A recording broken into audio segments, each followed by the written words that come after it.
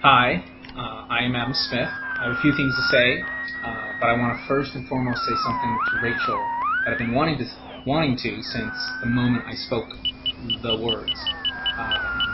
Rachel, I am so very sorry for the way I spoke to you on Wednesday. You handled my frustrating rant with such dignity and composure. And every time I watch the video, I'm blown away by really the beauty in what you did and your kindness and your patience with me. You should know that I never plan to say the things I said to you that day and how I said them. I plan to peacefully participate in the August 1st YouTube post where Jackson Pierce asked people to simply order a large water to show support for the gay community. But when I got to your window, and after seeing all the people in and outside the restaurant that came to support Chick-fil-A, I lost it. I just lost it. I couldn't believe the number of people that came out to support a corporation that associates themselves with anti-gay groups like the Exodus International and the American Family Association. And how did I lose it? By making you listen to my frustration and disgust. And it wasn't right, and for that I am so sorry. You should be very proud of how you handled the stressful situation. Great job. Wow. As you know, the morning after our drive-through meeting, I came to your store to see how you were doing. I was genuinely concerned for you. I felt so bad for you. But I totally understand why you didn't want to talk. I deserve the silent treatment. When you wouldn't meet, I went to my work to create an apology video, similar to the one I'm making now. And when I walked through the door at my company, I was told by my company to not create a video, don't write an apology, don't speak to anyone. I was told to go radio silent and stay that way until I was told otherwise. I really didn't think that was the professional way to handle the situation. It's not the way I wanted to. But to Vontae's defense, they were pretty panicked when they checked their voicemail and realized that they had 300 voicemails and that was the capacity, and they had tons of hateful emails and that were sent to our customers, their customers, and really horrible threats to the employees. It was a very sad and scary scene, so I get that. Later that same day, Thursday, the company decided it was most appropriate to fire me. Rachel, I'm sorry for treating you poorly. Not because I feared losing my job, or even that I actually lost my job. I'm sorry for treating you so inhumanely, because I compromised my personal integrity. While I might not agree with everyone's views, I want to always treat the other person with respect. I didn't do that with you.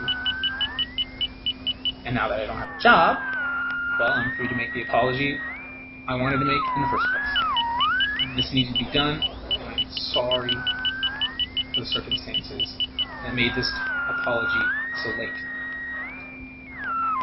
Good luck in your future. Your peacefulness will take you a long way. Okay. Now I'd like to address some of the questions that I've read concerning this incident, if I could. The first one is, why did I post the video if I truly felt bad about how I spoke to Rachel? When I first thought about participating in this protest, I was really excited.